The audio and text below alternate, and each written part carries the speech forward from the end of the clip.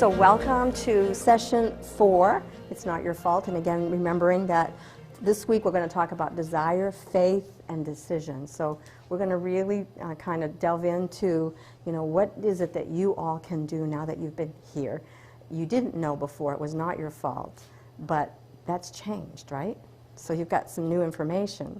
And remember again the overview. Week 1, we talked about how the changes impacted our health. Week 2, we went over the metabolic adaptation to our body. Week 3, we did solving the problem. And this week, week 4, we're going to do desire, faith, and decision.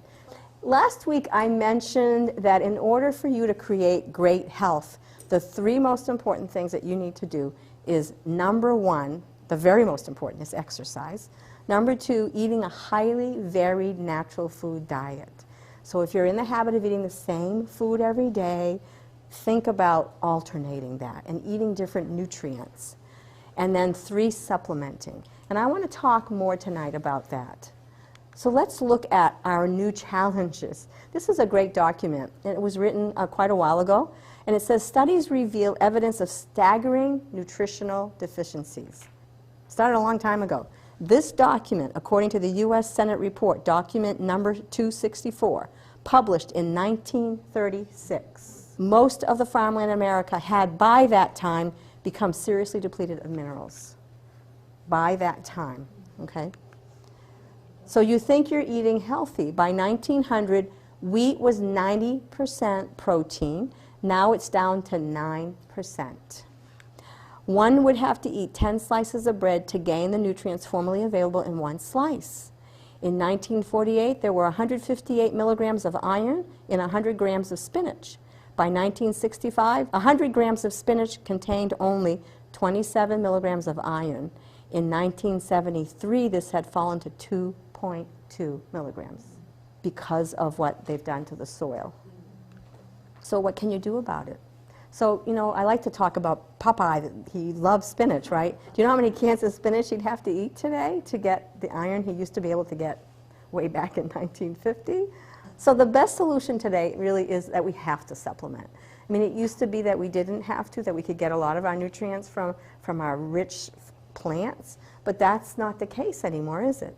We've changed it, we've processed it, we've milled way too much of our food, and it has now become an issue for most of us. And most of us are walking around depleted of some vital minerals, vitamins and minerals. So it says, and this was, by the way, written in JAMA in 2002. Recently, the Journal of American Medical Association reversed its long-standing position against vitamin supplements and declared that doctors should now recommend that all patients, even healthy ones, routinely take vitamins and mineral supplements. So that was a recommendation, but it's not being done, right? Most physicians don't recommend those. They never talk about it. I know that, I talk to people at the hospital all the time about vitamin D, and their physicians never mention it to them. Even at the hospital, with all the medical people I work with, they do not do a vitamin D test on our very depressed patients. So it's not happening. So let's talk about the natural product industry, because it is a swamp of confusion. It really is. I went to see my medical doctor. She had her secretary call for me to come in. I wasn't due for an appointment. I was wondering why she wanted me to come in. So I went in. She walks into the office and she shakes my hand and she sits down. And we start talking, and so she said, you must be wondering what I wanted to talk to you about. And I said, yes, as a matter of fact, I was. And she said, I really want to talk to you about your lab results and what's happened to you over the past 7-8 years and what I see in my office traditionally. And she says, what I see is patients come in, their pockets are filled with supplements, they dump them on the counter, all their supplements, and she says, I look at their lab values and nothing has changed. And she said, I know what you're taking, Ann. You've talked to me about the company that you work for and work with, the biochemist. And she said, I see the difference. She said, how can we get this in medicine? I was flabbergasted. I mean, I never expected that question from her. I just didn't. Because none of the physicians have ever said that to me, other than those who are engaging in using plant-based supplements. And so I said, that is the million-dollar question, isn't it? And so she said, so how can we? And I said, it's not going to happen. And she said, why?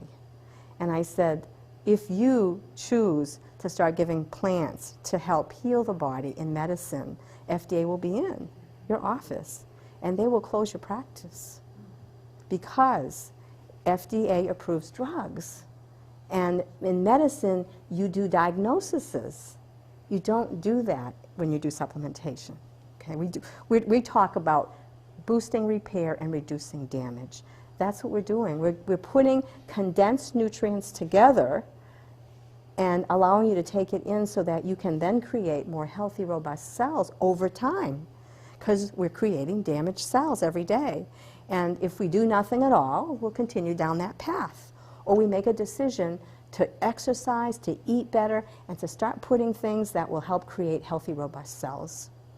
And so she said, you know, I look at your lab values, and she said, I'm just looking at your bone density, just for an example. She said, most of my menopausal women, their bone density is just dropping, dropping, dropping, dropping. And she said, I have a lot of them who have taken some of the drugs, the medications, and she said, they will stand from a falling position and fracture. And I said, I know, you and I had that discussion before, and she said, the problem is it's not normal bone remodeling. And so if you don't get normal bone remodeling, you're going to fracture more easily, right? And she said, then I look at your bone density, and she said, you haven't dropped at all. And she said, it has stayed pretty stable, and you're continuing to age. And so and I'm doing some new work right now, and she's really excited about that, because she said, I can't wait to see you in October, because I've been working with the biochemist about how can I get the numbers up? I want to get them up, you know. So he's been working with me to do that. And so she said, we're going to, you know, have you come back and have a bone density done then, and we'll see where you stand. You know, but she said, I want to have some more discussions with you when you come back in. So for my medical doctor to really take note, it was really like I left and I went, wow, you know, so she's noticing. And so it's important to talk about the differences, because there are claims made on the label that are inaccurate. For example, if you go to the health food store and you say, I want a bottle of resveratrol. Anybody know what resveratrol is? Put in red wine? It's in red wine. It's in the skin, on the skin of grapes. And it has some powerful nutrients. It has some really great benefits to the cardiovascular system, to creating really healthy, robust cells. It just is a really powerful, when you talk about food plant, it's a powerful food plant. However, it's very sensitive to oxygen. And so if you take that and you put it in a capsule, then air can get in there, and if they say there's 200 milligrams on a product of resveratrol, it's not going to be accurate, because someone will go and test it and will find that there might be 5 milligrams if they're lucky. So my point here is that if you buy something over the counter, you don't know what you're getting unless you have the knowledge to check it out. And that's what I want to kind of teach you, what you need to do, okay? So because it's like, like a food, it's treated like a food, the dose listed on the bottle may not be correct. There is a friend of mine whose daughter lives in Alaska. What she does is that her work is to go into the health food stores, and she takes the products and she does a lot of evaluating the product to see, are they pure, are they potent, do they contain what they're claiming on the label. And I remember when her mom first started working with me, she was very upset that her mom was taking supplements. And said to her, Mom, are you crazy, Mom? I do the work on this stuff. There's so much fillers and junk in some of those. You need to know what you're doing. And she said, I want you to talk to this nurse. So I got on the phone with her, and she and I had a conversation, and I told her, I want you to check the science out. And so she said, I'll do that. And I told her about some of the tools that were being used, and she said, really? That doesn't happen. They're too expensive. And I said, exactly. And I said, so once she did her research, we got back together, and she said, I have no problem with my mom. I have no problem with her taking this at all. So she was very pleased with what she saw. And this is what I want you to get comfortable with. Ask the right questions. HPLC is a tool that will separate the components in a mixture. It identifies each of the components in it, and it quantifies each component. So it tells you how pure and potent a product is. Okay? That's important. So you want to know. My father was buying CoQ10 for a while, and I taught him to do this. And it was really kind of cute because he went back on his own and found this, and he went, wow, they have this, Ann. I know this is a good product. So once you have that knowledge and you do your research, you'll know what you're looking for. You have to either email the company to find out, or you can call them. Sometimes I've seen them in the bottle themselves. So I've opened up the bottle and there have been little papers, and inside of it, it says they use this HPLC tool. So sometimes you'll get that. So here we're going to talk about some of the more acceptable sweeteners. Now understand, these are still sweeteners. That does not mean that you take these sweeteners and have a whole bunch all day long.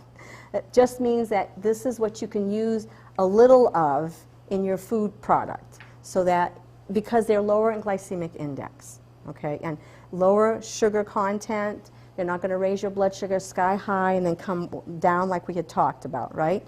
So agave in moderation, coconut nectar is a nice low glycemic index. Key sweet is from kiwi, sorbitol, sucralose, barley malt. Xylitol is a great sweetener. It not only is a good sweetener, but it helps with your dental health. These are alcohol sugars over here, and they tend to be lower in glycemic index as well.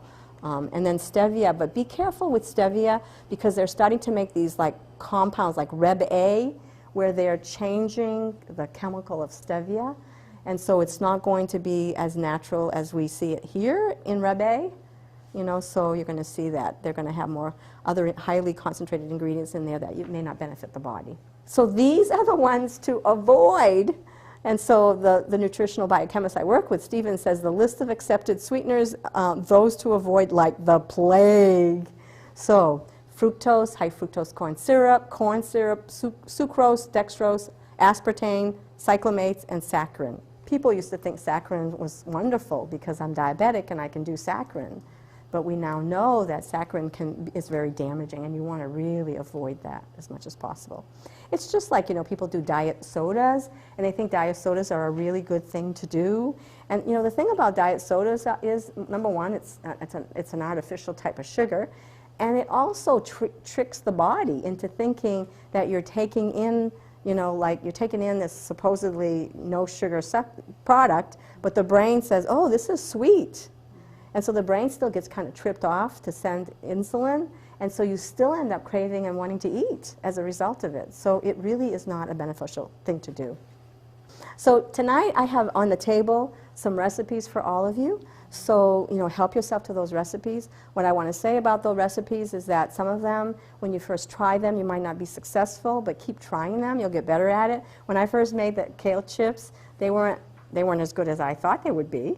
And then I got better at making those, you know. So the kale chips, if you buy the tougher or curlier kale, it comes out better than the baby kale. If you use baby kale, it's not going to come out so good, all right? So you want the bigger leaf and the curly leaf, and you just chop that up, put it in your cookie sheet. I sprinkle garlic on mine, and I put some Himalayan sea salt, and I put some olive oil, and I put it in the oven at 350. Now, I put it for 10 minutes, and when I pull it out, I take all the crispy ones out, and I put them in a plate, and there are some under that aren't quite as crispy. I put them back in the oven 2 or 3 minutes until they crisp up and pull them back out. And so you learn after a while how to, you know, get them right. And it ends up making a nice plate of kale chips, and my kids, when they come in, they go, oh, you make kale chips. They just love them. So I have copies for you, and I wanted to let people who are watching this video know that if they go to this website, proactivehealthwithann.com, they'll be able to get in there and get all of my recipes. And I have, you know, some breakfast recipes, some smoothies, some juicing recipes, some main meals, and some desserts. And you'll see a lot of desserts in there as well. A word about desserts, okay? I don't want you to get into the habit of having desserts every day. Desserts are set for a special occasion and for once in a while to kind of treat yourself. So it's important to sort of get into the habit of not doing it daily, but instead know that those recipes have less amounts of sugar, and they have good fats in it and some good nutrients in them. One of my grandson loves these. When he comes over, I make it for him once in a while. And they're called macaroons. And they're just made with almond meal, coconut, you know, a natural coconut, some coconut nectar, and a little bit of water. and you just kind of mix them together and make little balls. That's how simple it is. So it's coconut nectar. There is coconut nectar, but you do buy the unsweetened coconut, yes. And they're delicious, and you make little balls, put them in the refrigerator, and you can, you know, kind of snack on them, and they're very good. And there's a lot of other recipes in there that Lisa's got a sweet tooth, so she put a lot of like recipes in there that like are made with black beans, brownies with black beans, and chickpeas, and all kinds of other ways to cook food, you know, that we aren't accustomed to because we're used to using grains. And this isn't grains. A lot of these recipes are grain-free. The other night, my daughter was home, and we're trying to fatten her up. She's having trouble. She's pregnant. She's 7 months pregnant. And so we're trying to get her to gain weight. She's having trouble gaining weight because she's identified she's dairy and gluten intolerant. And so she's had to adjust to eating differently. And she's struggling because she goes to work, and it's all gluten-based. And she works, you know, somewhere where they prepare their foods, and so she has to learn to bring her own foods is, you know, part of the issue. So, you know, she was at home the other night, and I said, you know, I feel like having like a blueberry something or other. And so there was this blueberry muffin mix, and it's just almond meal, blueberries, I think it was a dollop of honey, some baking soda, what else? Coconut oil, and an egg. And we mixed it all up in a mug, and you put it in the oven for 2 minutes, and you stir it again, put another minute, and it's ready. It was delicious. No grain, grain-free, you know, low glycemic index, and again, a treat for us. You know, having her over was a special night, so we did that with her. So I want to talk a little bit tonight about where do you all stand? Do you have the strong desire, and let's define desire for a minute, a strong feeling of wanting to have something or wishing for something to happen? Do you have a strong desire to create better health for yourself, for your family? Where are you with that? Faith is a strong belief in God or in the doctrines of religion, or it can be based on spirituality rather than proof. We don't necessarily, with faith, have proof, where with belief, there's an acceptance that the statement is absolutely true, that something exists, right? But in faith, as we do in the Catholic faith, we have this belief and this faith that we know this is truth, right? We know that. So they're a little different. Sometimes we put them together, faith and belief, but they are a little different. And then finally, the decision, a conclusion or resolution reached after consideration. So let's talk about desire for a minute. If all of you want to create great health, create a plan to get to that and stay true to that plan. Be persistent. Do not recognize failure. You're going to fail. It's normal to fail. Understand we all fail. For some of us, we fail and we give up. And that's not what this should be about. It should be about changing, working toward change. And if you slip back, you pick back up and you keep moving forward. You know, I always say, inch by inch, it's a cinch. Yard by yard, it's too hard. So don't do it in big amounts. Do it in small steps. And when you do it in small steps, it will feel more doable, right? Visualize in your mind, what does that vibrant health look like? If you look at yourself in the mirror, what do you want to see? What does that look like? Create a plan to carry it out. Write out that plan. Read that out every day, because that's going to increase your desire to move in that direction, and share your successes with others. Let people know what you're doing.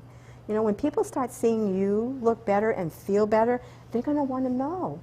Tell me what you're doing. We tell people when we go to restaurants about a good restaurant. We tell people, you know, whatever we're doing that's worked for us, we share. So share with people what you're doing. Let's talk about faith again. It's the basis of all miracles, isn't it? And all the mysteries which cannot be analyzed by the rules of science. Is the element, the chemical, which when mixed with prayer gives one direct communication with God. It's the element which transforms the ordinary, the vibration of thought, created by the finite human mind into its spiritual equivalent. So that thought, that belief in our mind, you know, if we have faith that we can do it, guess what? We're going to accomplish it.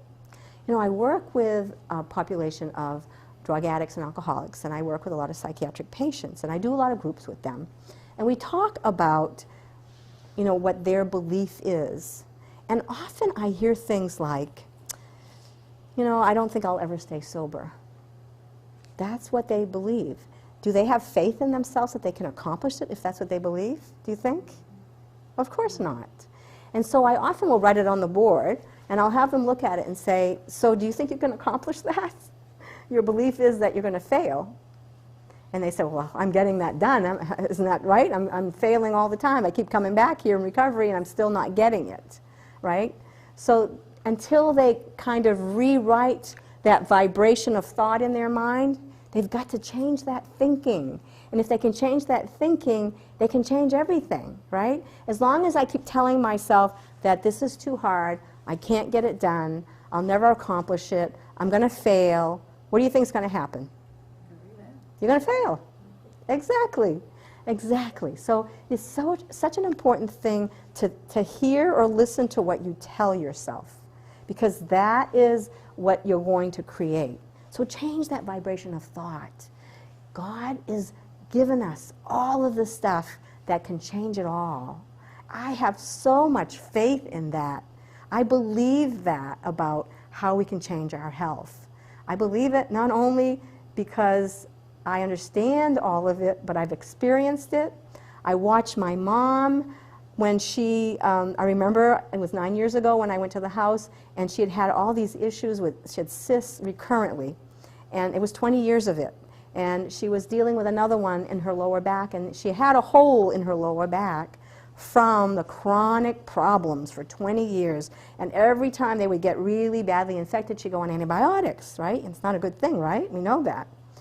So she was at that point again. It was burning, it was enlarging, and I put her on 2 products. And the end result of that was that 6 weeks later, the hole closed.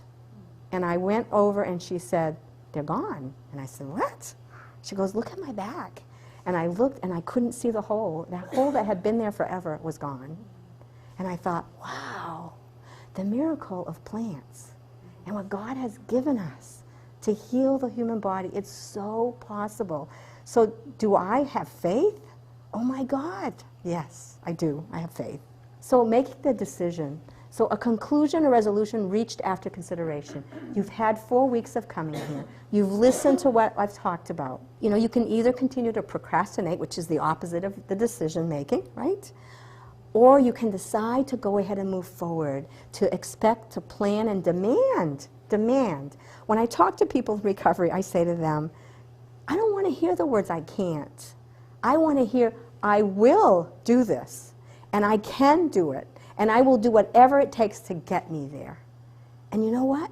Those people that tell themselves that, they're successful. They're the ones that make it. So unless you definitely decide and create a plan of action and pursue that plan with persistence, what you've learned will have no value. And I don't want that to happen. I really don't. This is one of my very favorite quotes. If you are willing to do only what's easy, life will be hard. But if you are willing to do what's hard, life will be easy. So let's kind of break this quote down for a minute, just in simple terms. If you have a family and you have children in your family, and you don't set rules because it's too hard to set the rules, and you don't get the children to bed on time, and you don't do the work of what you have to do for parenting, and the kids kind of begin to rule the household, life later is going to be very hard for you, isn't it? But if you do the work of setting some limits, getting the kids to bed on time, teaching them, how to eat, how to sleep, how to exercise, how to, learn things, if you do all that hard work, life is going to be easy later. I mean, I have 3 kids who are all grown up, and they're responsible for their own lives. I have a lot of friends whose children are back home and the parents are supporting them. I'm so grateful that I did take the time and I did work with my children, that I went to every parenting class I could go to, and that I did the work as a parent. it's such a valuable thing that we can do.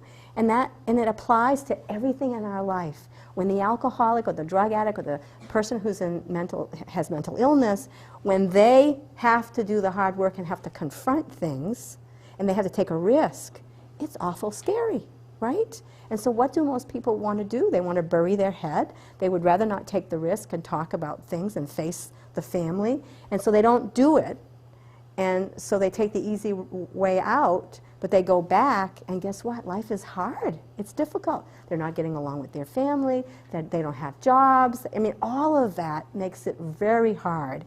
But if they did the work of, okay, I need to deal with this issue. I need to get better. I need to talk to my family. I need to have all of this in place if I'm going to move forward. And it's not easy work. There's a lot of risk-taking involved. But when you do that, guess what?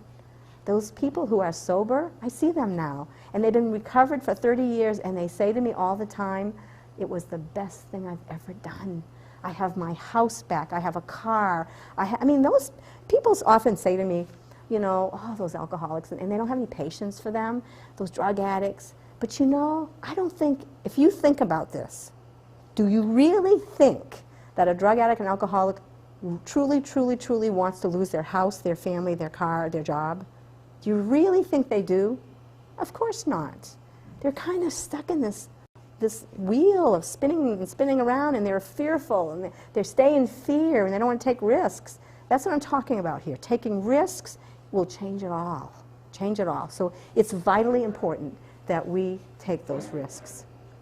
So when we started this series, we talked about that it's not your fault, right? We said it's not your fault. Why? Because, you know, if we define the word ignorance, it's lack of knowledge and experience, lack of information, education. It's the opposite of wisdom. I've given you some wisdom over the past four weeks. You've now gained some new knowledge. So that ignorance is no longer there, right? So you now know, and you can spread the word to others and let others know so that they can do something different with their family, so they can gain the knowledge as well. Altering the food chain, now let's look at the ignorance here. Do you really think that Monsanto purposefully would want to hurt all of us? I don't believe that. I truly don't. I think it wants to make some money. I believe that. But I really don't believe that if he understood what he's doing is going to hurt his grandchildren and his children and his family, that he would continue to do this, right? He doesn't believe that that's the case. So that's the ignorance that is creating this problem with our food chain, right? Your work is not to drag the world, kicking and screaming into a new awareness. Your job is to simply do your work, sacredly, secretly, and silently. And those with eyes to see and ears to hear will respond. I love that quote when I saw it. And I thought it was so appropriate, you know, to share it with you tonight. I promised some of you that in week 4 I would share the information about a beverage I had with me during presentations. You will recall this slide when I discussed how as we expose the body to toxins, pesticides, inflammation, wear and tear, oxidation, and infection, the damage signals will climb. Eating well helps to stop the damage, but if you're like most, you will need to repair the damage, and yes, this is possible. Here's how. The name of the company I obtained my product from is Univera. The product is called Extra, a high antioxidant formula with key compounds that help with cellular energy, mental clarity and focus, helps with managing stress, and with minor joint discomfort.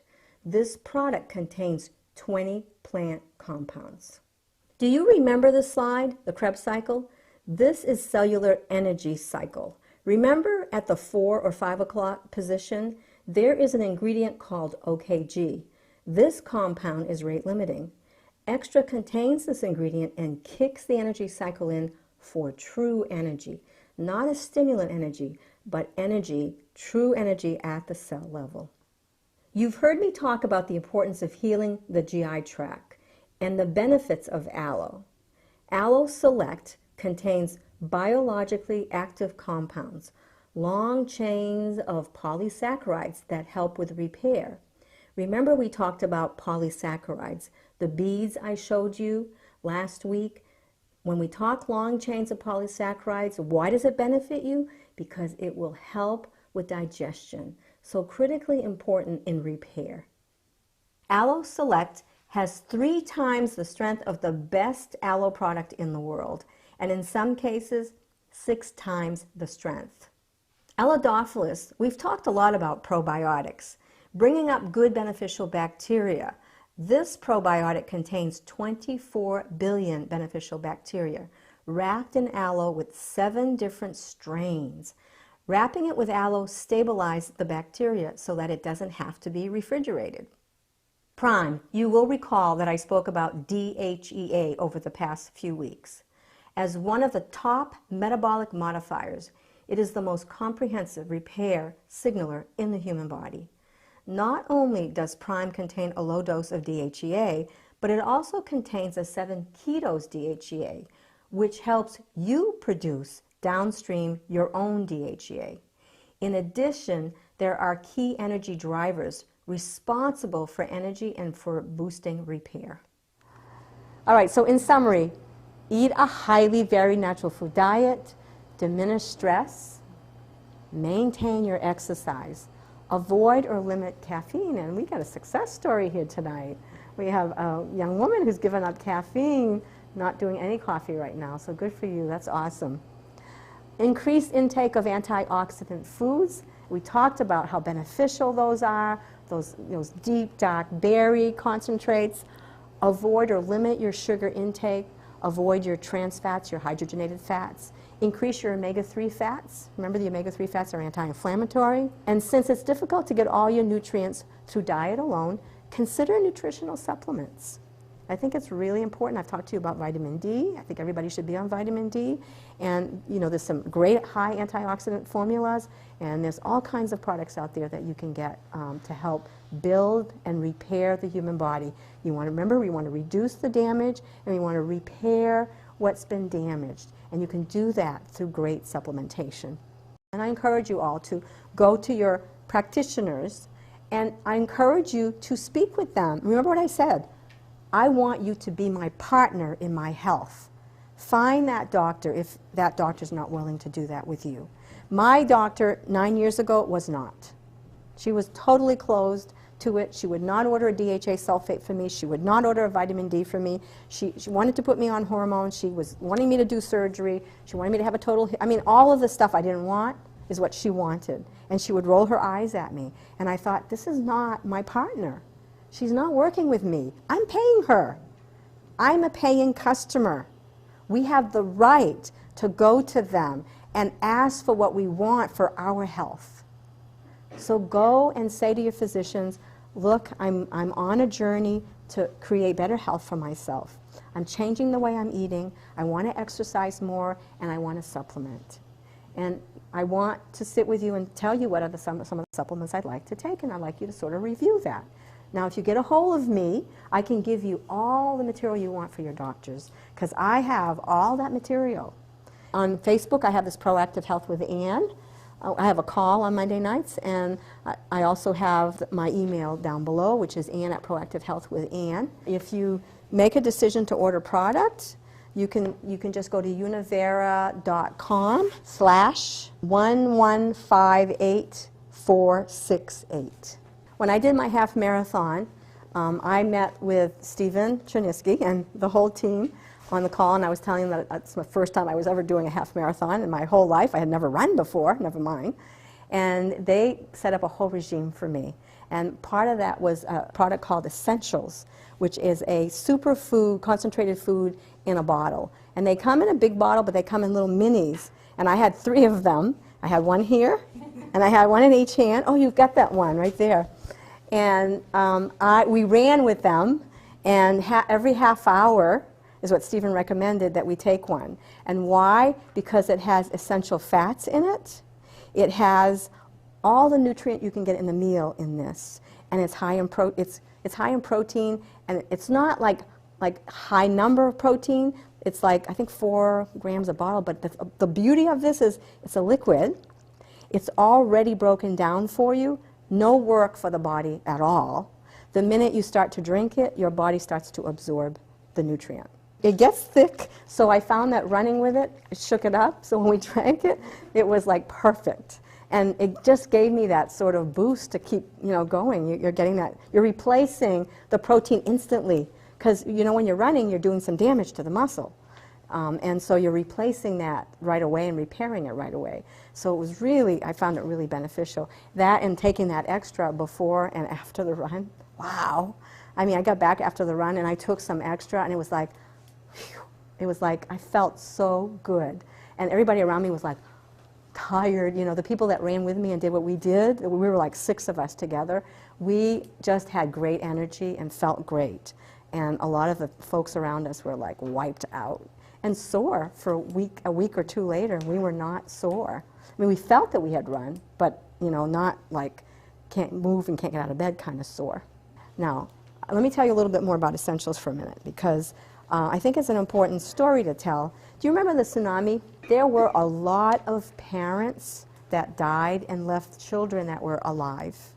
Those little children were put in camps together and taken care of, by some medical professionals. There was one particular group that had 44 children that were dying, because you have to understand they couldn't get water to them. They did have some medical supplies. They were able to start some IVs for some of these kids, but most of them they couldn't start IVs even because they were so dehydrated. So it's tough to start an IV on a dehydrated, child. And so Univera had just formulated this product. It was one of Stephen's sort of dreams to put together a product that was very nutritious, because his children, he has 4 children, he has 6 kids now, but he had 4 children back then, and he wanted them to, they weren't eating as well as he would have liked, and he wanted them to get a good quality product that tasted good. And he was also considering the elderly, his parents, and how they would benefit, because they aren't absorbing the nutrients they would when they were younger. So he had just put this together, it had just come out, and there was the tsunami hit, and there was a decision that needed to be made. Do they send these products to, they were having a huge convention to talk about the products, or do they send it to the tsunami?